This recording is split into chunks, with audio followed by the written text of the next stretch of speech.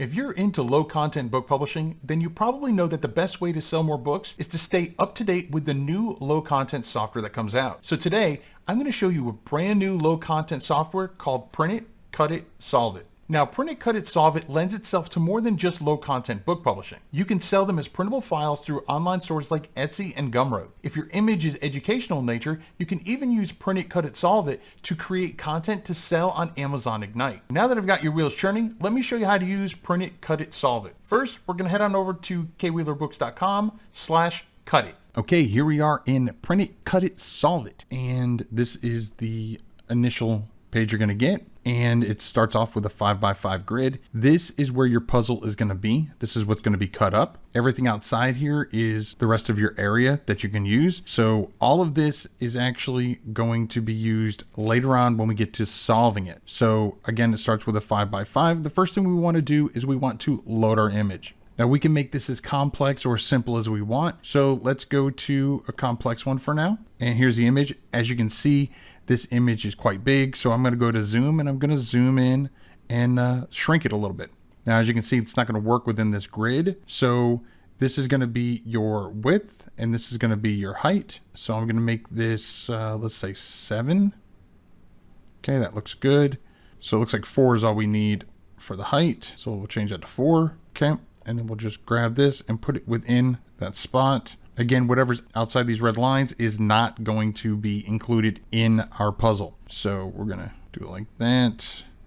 I'm going to zoom in, make it a little bit bigger. And then I'm going to bring this up because I don't want to cut off any of that bottom. I don't care about cutting off some of the sky or the outside edges. That looks good. So the next thing I can do is I can decide if I want to put an outline around the actual cutouts. So for now, I'm just going to leave it at black. You can change it to none. You can put it at black or you can put it at white. Now, black or white is going to be determined based on what your background is going to be. So if you're going to put this in a puzzle book and you're going to have white pages, then obviously you probably want to have a black outline or no outline at all. Whereas if you're putting it on some kind of colored page, colored background, then you'd want a white outline. So for now, I'm just going to stick with black and I'm going to hit generate. And that's simple. It's generated all the different slices.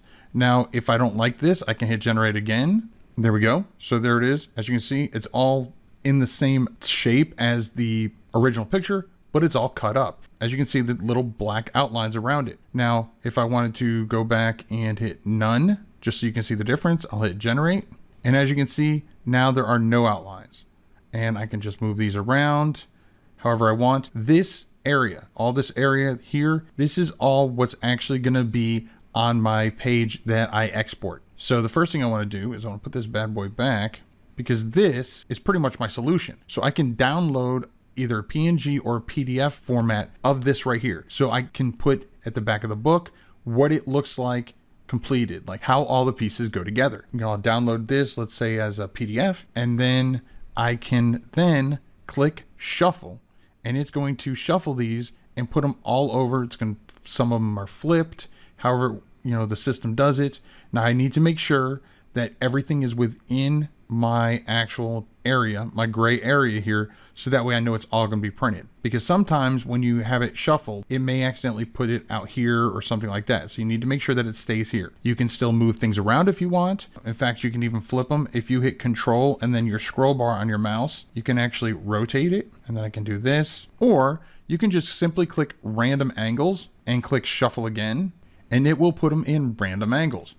Again, you want to make sure that everything is within the working area, which obviously this is not. So I'll have to drag this, move that there. You want to make sure nothing is overlapped so people can actually cut them out and something like that. This obviously is out as well. So I can just rotate this if I'd like, move this up, put this over here. Again, I try to make sure there's a little space between it so it's easier to cut, as well as everything is in the working area.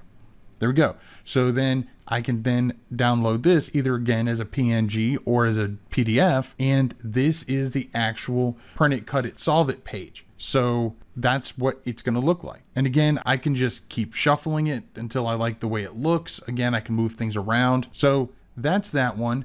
Now, obviously, you know, this is going to be more complex. The bigger the grid size, the more complex it's going to be. Also, the complexity is based on the image. You know, this one had, you know, full color and everything else. and it was a full image. There was no real transparencies on there. So that really didn't create an issue. Now I'm going to show you, speaking of that, I'm going to go to new puzzle, and it's going to keep the grid based on the last size I set up. But again, it's really super easy to just change it here. I'm going to upload an image, and here we go. Again, this one is bigger, so I'm going to zoom out. I'm going to move him up here. I'm going to adjust that grid. I'm going to make it probably a 5x5. Looks about right. And you're just going to eyeball this. You can always change things around as you want later. Let's move this down here. Make sure I've got room. Okay, that looks good. I might even make them a little bigger. There we go. Okay. Now, as you can see, this one has some transparencies. There's all this blank area over here, and these are actually going to be squares. So one thing that you can do is, depending on the complexity you want it to be for the end user, is I can either decide to put an outline. Again, let's just do black outline and generate it. And as you can see, there are going to be some white squares, and then they'll just have to figure out where those white squares go. And again, you can keep generating until you like it the way it looks. This one, limits it to where there's only one blank one. So you might want to go with that. But another option is to go to none, hit generate, and then even though there's the white area out here, because it's not outlined, you really don't see it.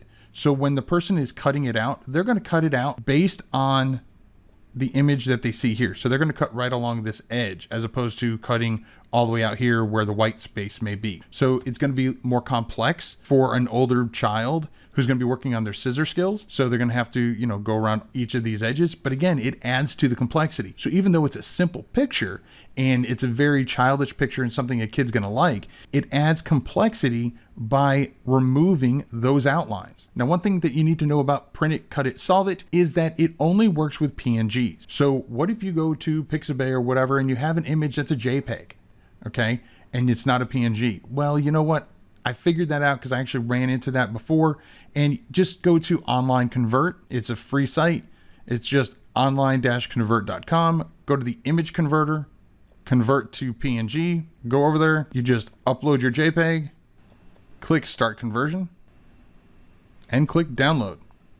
It's that easy. So that's Print It, Cut It, Solve It. Again, if you want to pick it up, you can head on over to kwheelerbooks.com/cutit. Now, if you'd like me to do videos on some of the other software that Rob and his team have put together, let me know down in the comments. Once you've downloaded all the Print It, Cut It, Solve It puzzles and solutions, you're probably going to need a way to combine all those PDF files, right? Well, check out this video right here, where I show you a free online resource where you can upload PDFs, switch around the order, and then merge and download it as one complete final PDF file. Now, if you've already seen that, or maybe you're not ready for that yet, then check out this video right here that YouTube says is perfect for you. I'll catch you in one of these videos, and remember to write right.